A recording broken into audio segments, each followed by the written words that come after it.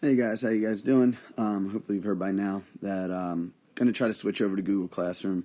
This is for your convenience, for my convenience, just to get things organized. The ball's already rolling, but just wanted to roll a little bit more smoothly here for everybody. So just have a few things, few steps I want to go through. And then once I go through these steps, my business and personal finance classes can go ahead and stop the video. I am going to go through some math stuff with my Algebra 2 classes.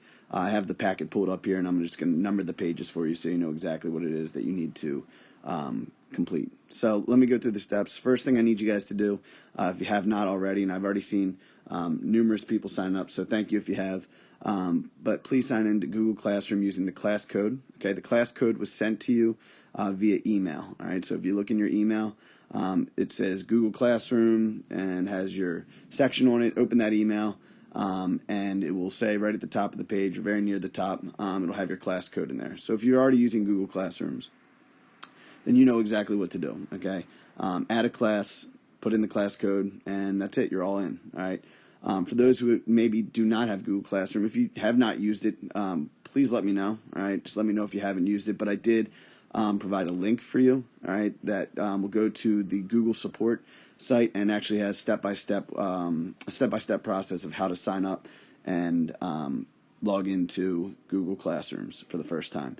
And then once you've done that, again, you will add class. And these steps are on there as well. You'll add the class, punch in the class code. You can just copy and paste it from the email. And again, you should be in the class. All right. Again, if you have any issues with that, any questions, please feel free to reach out to me. I'm here to help you guys. I want to make this something that is just more convenient. Just already posting these assignments, I know that this is just going to be a better way of doing things. Apologize for the loud noises here. Got the windows open. All right.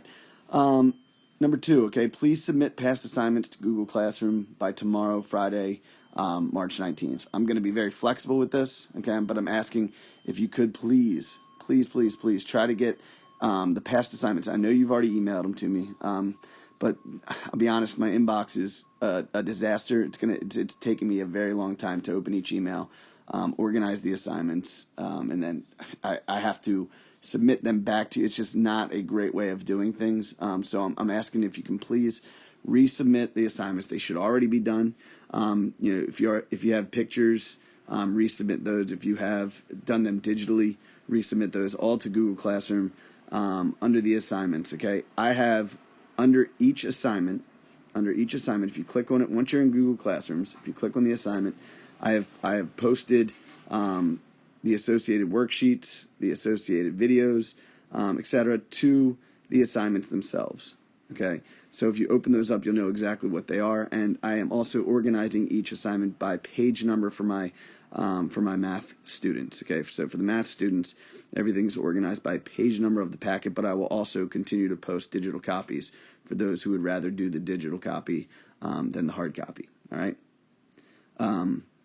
So again, please log on to your class page. You'll see the assignments.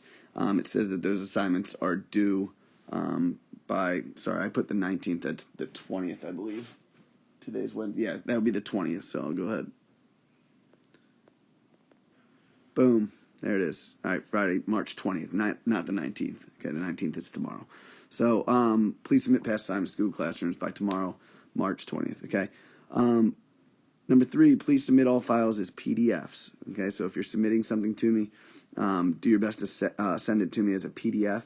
So if you've taken pictures, what you can do is you can save those pictures, or you can paste them to a Word document and save them. You can probably post them as well. You can post them in Notability. All right, so you can copy the pictures and paste those to Notability, and then again you can send those as PDFs, just like you normally would. I think I've already gotten a bunch of PDF pictures from you guys already.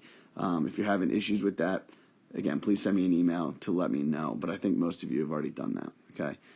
Throughout this process, as we switch over, please email me with any questions. I'd like to get this up and running as soon as possible. So just let me know if you have questions so I know who I got to help and what we got to do to get you there. All right. I'd like everybody to be up here by Friday. If that's not the case, I want to get this up and running by early next week, but hopefully we can get everything in by Friday so I can really start getting these grades out to you guys and we can get the ball rolling here. All right. For my business class and personal finance class, you guys can end the video here. If you're in my Algebra 2 class, any of them, all 3 sections, stay on. And I'm going to pause. All right, guys, for those of you who have the packet at home, I'm going to label things.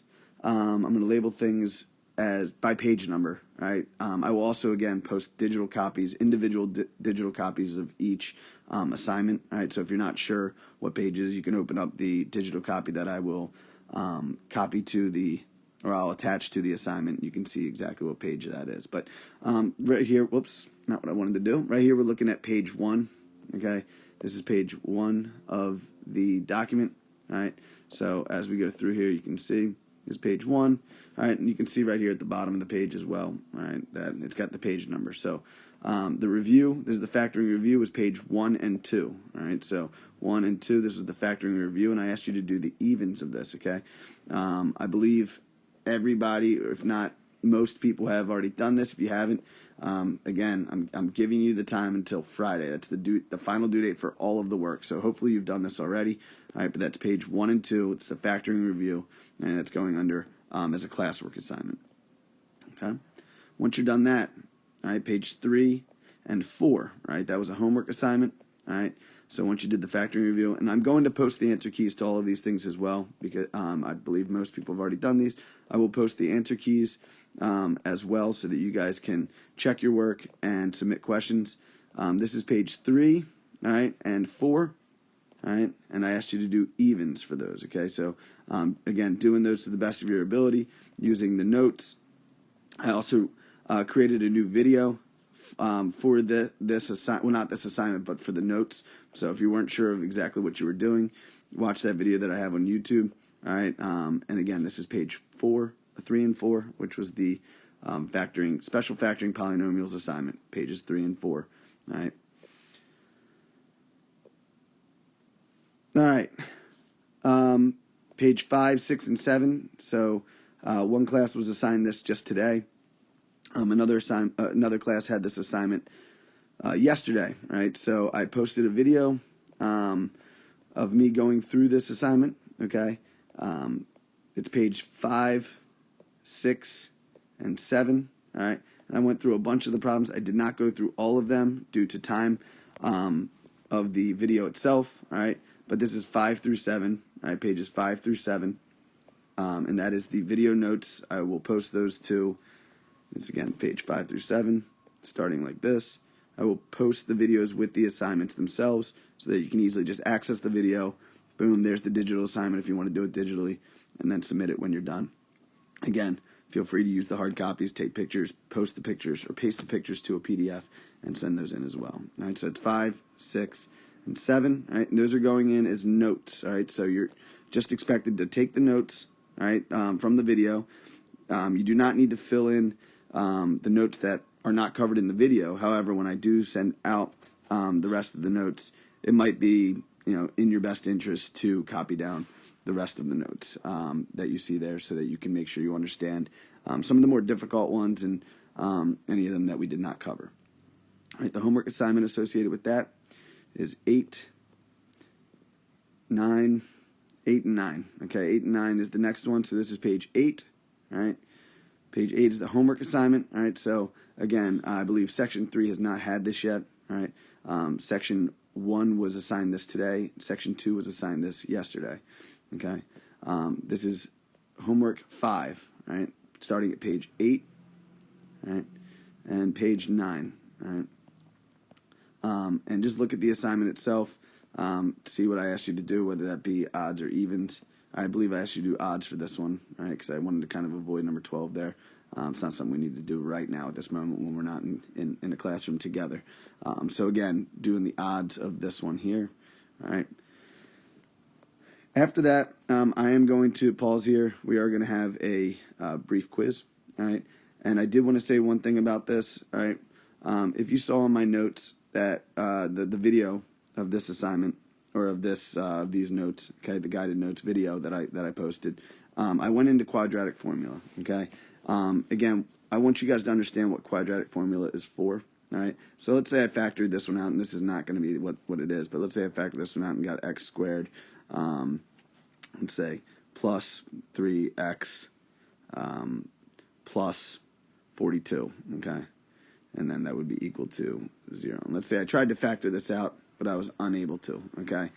Or let's say I've tried to factor this out, but I'm unable to, okay? Factors of 42. None of them are going to add up to give me 3, which is what b is here, okay? So remember, we look for factors of 42. All right, so that means it's prime, all right?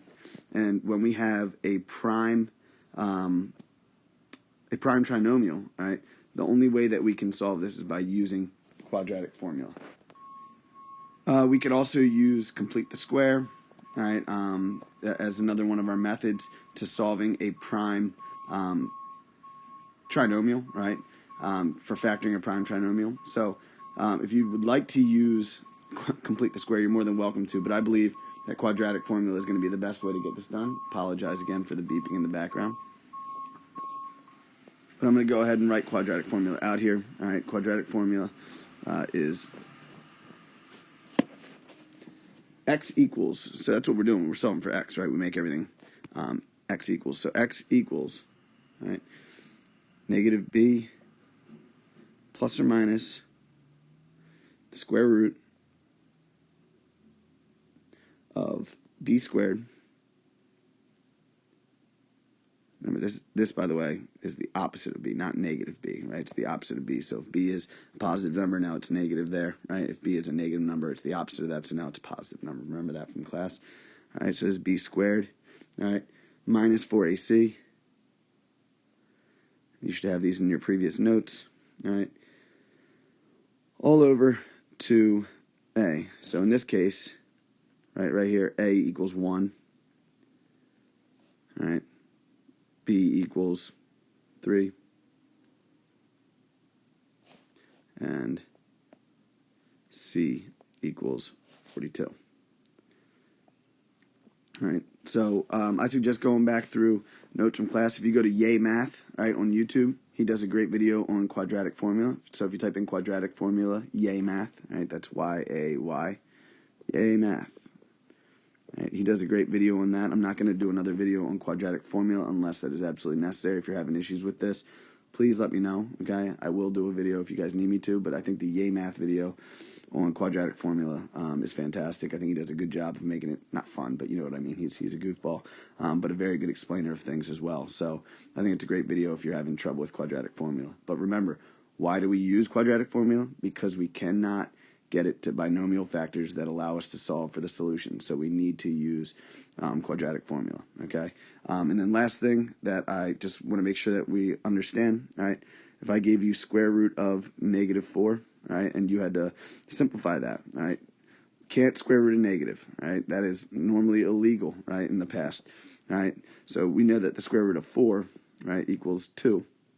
Right, so if we had the square root of negative 4, immediately, in order to take, you know how we've done this before, we take things out, right? We say, okay, let's get this out of the square root, right? The way that you take the negative out is by simply putting I in front. So we take that out, it becomes I, which stands for an imaginary number. We're not sure what that number is that would possibly even make this thing a negative number inside, right? So we take that as I, and now we're left inside with 4, right? So I times the square root of 4. Well, the square root of 4 is 2, so this is I times 2, which gives us 2I. So that's kind of the detailed understanding of at least a perfect square, negative perfect square inside of a square root. Pause that if you need to look at that for a second. All right, rewind it if you want to hear that again. I'm now going to go over a non-perfect square. That is negative, all right? So if I had the square root of negative 12,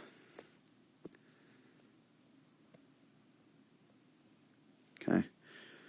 Well, the square root of 12, all right, let's do that first. The square root of 12 is not a perfect square, right? So what we're going to do is we're going to look for our biggest perfect square factors, okay? So our biggest perfect square factor. Let's go through what are the factors of 12, okay? 1 and 12. All right, great. No perfect square. Well, 1's a perfect square, right? But remember, that's really not going to do anything. We do the square root of 1, and it's just going to be a 1 on the outside. And it's still the same thing, all right? So that's not the factors we're looking for. All right, 2 and 6, no perfect squares there. And then we also have 3 and 4. Whoops, that's not a 4. 3 and 4, okay? So this would end up really being the square root of 3. Oh, excuse me. Let's do it to the perfect square comes first. Square root of 4 times the square root of 3, right? If we multiply these together, we would end up getting the square root of 12. Well, what is the square root of 4? The square root of 4 is 2, so we can simplify this as 2 times the square root of 3, and that would be our answer. What about when it's negative? Well, again, first thing you can do is take that negative sign out by putting an I on the outside. All right, so now we're left with I times the square root of 12. Again, we have 4 and 3. All right, so this would be I. Put an equal sign there. I times the square root of 4 times the square root of 3. Well, what is the square root of 4? The square root of 4 is 2. So this becomes 2. And by the way, you know what I haven't done is put plus or minus, which is something we absolutely need to get used to doing. All right, you should put plus or minus anytime you do the square root. All right, again, there's going to be 2 solutions for those. All right, so let me get back to this left side. Plus or minus 2. Well, I square root of 3, and that would be our final answer. So again, if you see a negative in there, notice that the only thing that has to happen is the I needs to come out. So that stands for an imaginary number is being multiplied to that in order to make that negative inside of that. Okay. I hope this was helpful. Again, square root of 4 is not just 2, right? It equals plus or minus 2. Don't forget that. All right, 2 solutions. Negative 2 times negative 2 is also 4. So anytime we take a square root of something, it's plus or minus that number. If we do square root of negative 4, that's a negative 4. We get plus or minus 2. I just put plus or minus in the very front anytime you're doing the square root. All right. Again, just going to quickly, one more time, go through the page numbers. All right. And you can pause, take your time if you want to number these yourself at home. So this is page 1, all right, page 2, page 3, page 4, page 5, page 6, page 7, page 8, page 9, page 10, page 11, page 12, page 13, page 14, 15, 16, page 17 is right here, page 18, and I did not include the study guide. I'll send that out digitally, but I believe we should be at page 18. Let me know if there's any discrepancies with that. Just send me an email if there's any issues. All emails now can be sent to bryan at Archbishop, you know my email, bishopcurley.org. All right. I know I created the Google email. That was because I was getting so many assignment submissions on my Curly email, but now all emails can just go to here. So if you have any questions, concerns, anything, send those to me, and I'll do my best to help you out. All right, guys, thanks for paying attention to this. Thanks for watching. Thanks for all your hard work and efforts over the last few days, and keep it up. All right, see ya.